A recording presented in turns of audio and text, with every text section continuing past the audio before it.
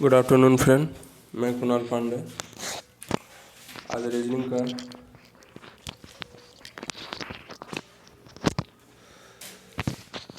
Reasoning का next part लेके आ गया हूँ। तो अभी तक हम लोग का 4 लेक्चर चला हुआ है। नंबर सीरीज़ पे 4 लेक्चर हम लोग का भी कंप्लीट हुआ है। तो उसमें आपको पूरा डिटेल से नंबर सीरीज़ के बारे में बताया गया है। स्टार्टिंग से क्या क्या प्रॉब्लम होता है, कैसे कैसे सॉल्यूशन किया जाता है, और कौन कौन सा मेथड होता है और कौन कौन सा टाइप होता है, और उसमें हमको बेसिकली क्या चीज़ दिखना रहता है, वो सब के बारे में बताया गया है। साथ साथ उससे रिलेटेड न्यूमेरिकल भी आपको करवाया गया है। तो आप एक बार मेरा प्लेलिस्ट पे जाके उसको देख सकते हैं। और साथ साथ हम मैथ का भी पूरा डिटेल इसमें वीडियो डालने वाले हैं। तो एक एक चैप्टर अल्टरनेट करके चलेगा। मैथ का, आपका रीजनिंग का, इसी तरह पूरा डिटेल से एक एक पॉइंट को आपको समझाया जाएगा। प्लस आपको लूसेंट जो बुक है जीके की, उसका हर एक कॉन्सेप्ट को ट्रिक्स के माध्यम से आपको याद करवाने का कोशिश किया जाएगा। इतना होने के बाद बेसिकली फिर हम लोग अब और कुछ आगे पढ़ेंगे। फ़िलहाल अभी इतना ही डालने का भी उम्मीद है।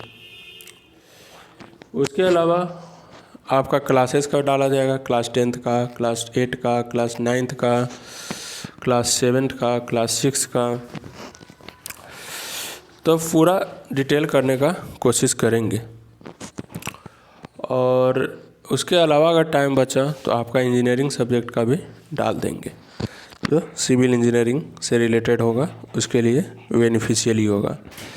लेकिन अभी हम लोग बेसिकली आपका जो जनरल कंपटीशन होता है, जिसमें आपका रीजनिंग, मैथ और जीके जीएस जो ज़्यादा इम्पोर्टेंट होता है, और साइंस, वो अभी हम लेके चल रहे हैं।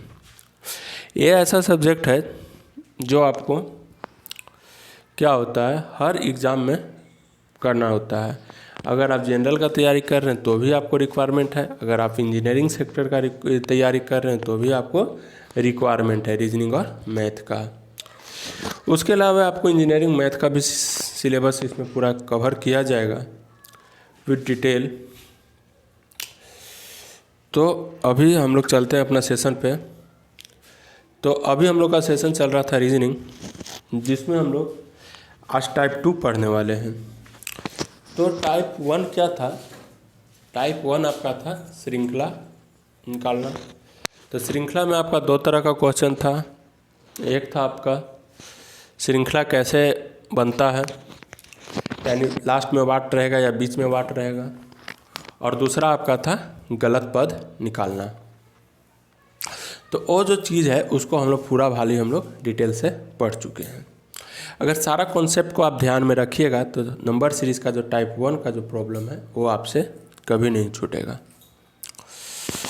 अब हम लोग टाइप 2 देखने का कोशिश करते हैं, जो आपका क्या है, वर्णमाला श्रृंखला। तो वर्णमाला श्रृंखला को अगर हम लोग इंग्लिश में देखें तो अल्फ़ाबेटिकल सीरीज़ होता है। तो जो ये अल्फ़ाबेटिकल सीरीज़ है, इसमें आपका क्या है, बस खेला वही है, आपका नंबर वाला ही खेला है। नंबर वाला ही खेला कैसे है? जैसे मान लीजिए आपका ए दिया हुआ है, सी दिया हुआ है और ई दिया हुआ है, और नेक्स्ट टर्म कर रहा है। अगर हमको पता चलेगा कि ए मेरा कितना टर्म पे आता है, सी मेरा कितना टर्म पे आता है और ई मेरा कितना टर्म पे आता है, और अगला टर्म क्या होगा, उससे हम क्लियर कर देंगे। जैसे ए मेरा पहला टर्म पे आता है, सी मेरा तीसरा पे आता है, और ई मेरा क्या हो गया, 5वां पे आ गया। तो जाहिर से बात है अगला टर्म आपका क्या हो जाएगा, 7वां हो जाएगा। क्यों? क्योंकि 2-2 का आपका इसमें इंक्रीमेंट हो रहा है। तो 2-2 का इंक्रीमेंट होने का मतलब क्या हो गया कि यही आपका नंबर सीरीज़ में दिया रहेगा, यानी अंक में दिया रहता 1, 3, 5, अगला क्या हो गया, तो 7 हो जाता। लेकिन यहाँ पे नंबर न दे के आपको क्या कर दिया गया है, अल्फ़ाबेट दे दिया गया है, यानी ए, सी और ई, और अगला टर्म आपका क्या होगा। बात समझ में आ गया? तो इस वर्णमाला श्रृंखला को जब भी आप सॉल्व करिएगा तो सबसे पहले उसको नंबर में ट्रांसफ़र कर लीजिएगा। जो भी आपका होता है कोडिंग डिकोडिंग चाहे कोई भी फॉर्मेट में, जब भी आप नंबर सीरीज, जब भी आप अल्फ़ाबेट का रीजनिंग करिएगा तो उसको आप नंबर में ट्रांसफ़र कर लीजिएगा। और नंबर ट्रांसफ़र करने के लिए कौन सा केवा अक्षर पे आता है उसका भी हम लोग एक ट्रिक लेके आए हुए हैं जो आपको पूरा तरह से याद हो जाएगा।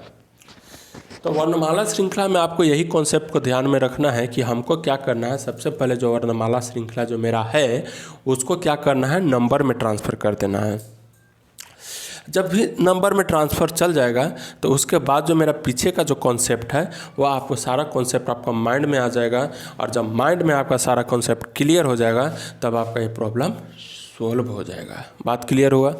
जैसे भी आपका कोडिंग डिकोडिंग जितना भी आपका अल्फ़ाबेटिकल रीजनिंग होता है उसका बेस्ट उपाय आपका यही है।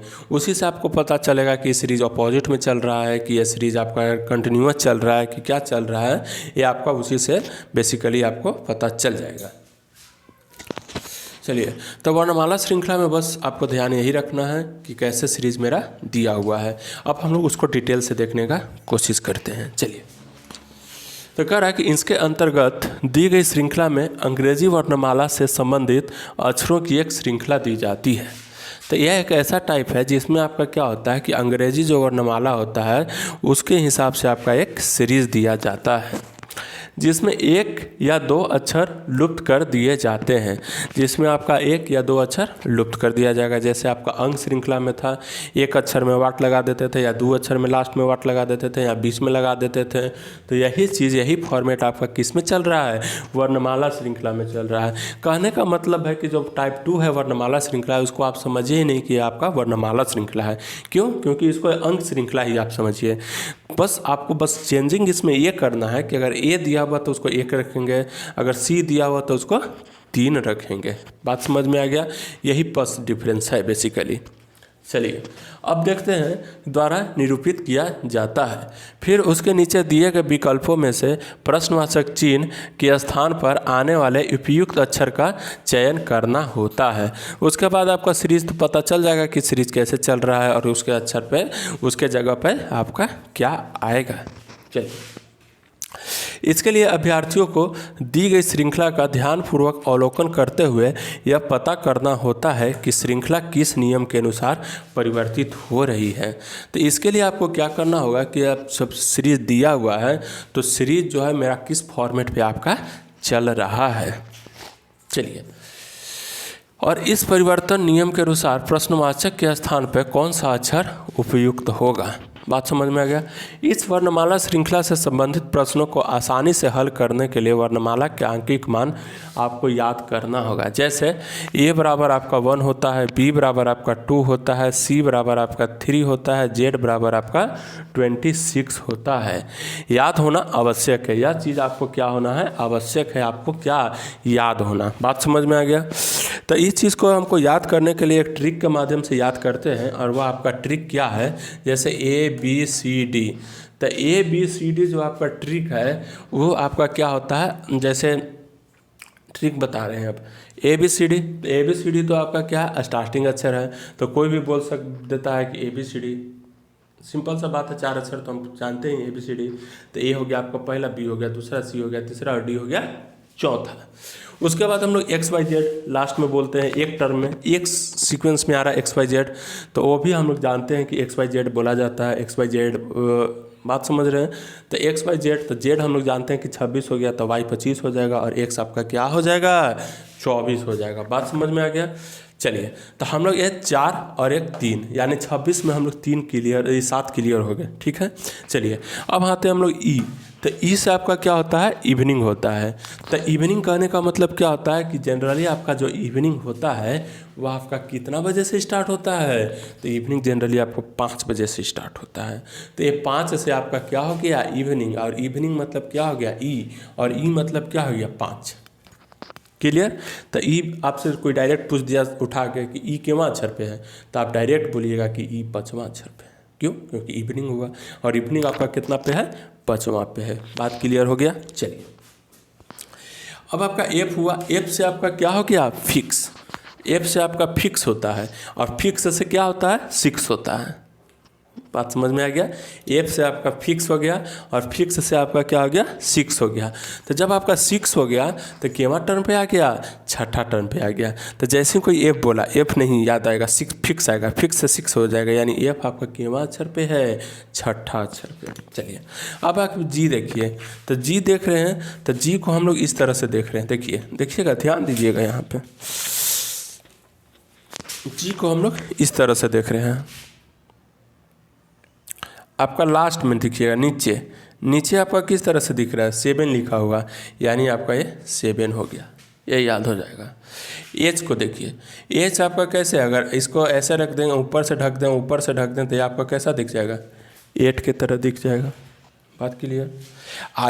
आई को क्या लिख सकते हैं, आई नो यू, मैंने मैं तुम्हें जानता हूँ।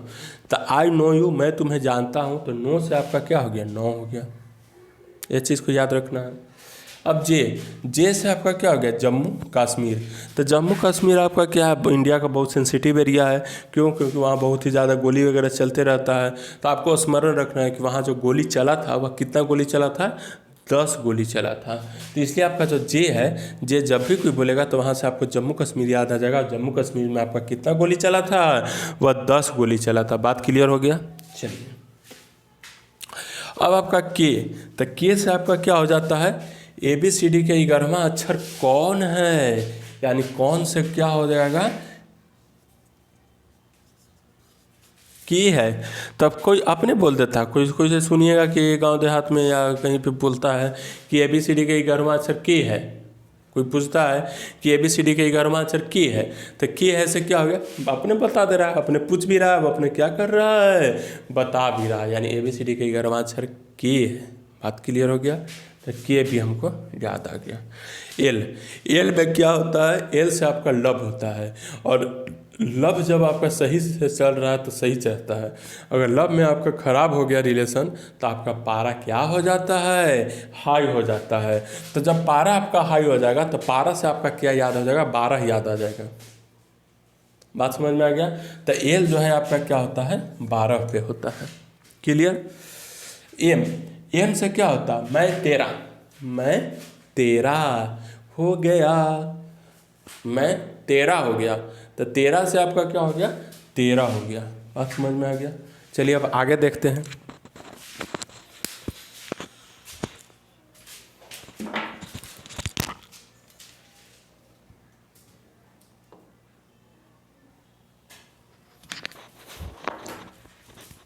चलिए अब हम लोग आगे देखते हैं। तो आगे जो है मेरा एन है। एन क्या है, एक रोमन वर्ड जैसा हमको दिख रहा है। जब इसको पलट देंगे तो एन जो है आपका कैसा दिखने लगेगा, 14 के जैसा दिखने लगेगा। बात क्लियर हो गया। तो एन आपका केवल नंबर पे होता है, 14 नंबर पे। उसके बाद एन के बाद ओ पी अपने बोला जाता है, MNOP। तो ओ हो गया 15 और पी हो गया आपका 16। क्यू से आपका क्या होता है, क्वेश्चन होता है, और जो क्वेश्चन होता है उससे आपका क्या होता है, खतरा होता है, और खतरा से क्या होता है, 17 होता है। तो आपको 17 याद आ जाएगा। आर को देखिए, आर को अगर आप उलट देंगे तो उलट दीजिएगा तो आपको ये 18 के जैसा दिखेगा। बात क्लियर हो गया। क्योंकि ये तो आपका अलग हो गया और ये आपका जो आर है ये 8 के जैसा हमको दिखेगा। एस और टी, तो एस से आपका स्टूडेंट हो गया और टी से आपका टिकट हो गया। तो स्टूडेंट टिकट जो होता है कभी लगता है और कभी नहीं लगता है। तो एक सीक्वेंस है 19-20 बोला जाता है, यानी 19-20 कहने का मतलब हो भी सकता है और नहीं भी हो सकता है। बात क्लियर हो गया। तो हो सकता है और नहीं भी हो सकता है, तो उसके लिए 19 और 20 यूज किया जाता है। इसलिए एस टी आपका क्या हो गया, 19 और 20 हो गया। उसके बाद आपका यू भी और डब्लू ये अपने आप बोला जाएगा टी के बाद। तो हमको ये भी याद हो गया। तो आज हम लोग पूरा तरह से समझ चुके हैं इंग्लिश वर्णमाला को किस तरह से बनाया जाता है, और उसको ट्रिक याद करने के लिए हम लोग पूरा तरह से समझ चुके हैं कि जितना कोई भी पूछा 16वां अक्षर, बात समझ में आ गया। तो ओ हो गया, ओ आपका क्या हो गया, पी हो गया। तो ओ पी हो गया, तो पी आपका क्या हो गया, 16वां अक्षर हो गया। तो इस तरह से हमको पहले ये चीज़ को कॉन्सेप्ट को क्लियर करना है कि मेरा जो अल्फ़ाबेटिकल वर्ड है उसको हम लोग कैसे याद करेंगे। जब हम लोग को याद हो जाएगा तो पूरा तरह से हुआ आपका क्या है, वर्णमाला नहीं, आपका अंक का ही कॉन्सेप्ट होगा, वो भी हम बता चुके हैं। अब हम लोग क्या करेंगे कि इस पे अब रिलेटेड कुछ प्रॉब्लम करेंगे, या पहले प्रॉब्लम करने से पहले कुछ निर्देश वगैरह सब देखेंगे, लेकिन वो आप इस वीडियो में नहीं देखेंगे। अब हम लोग क्या करेंगे, उसके लिए नेक्स्ट वीडियो का इंतज़ार करेंगे। चलिए, तब तक के लिए बाय।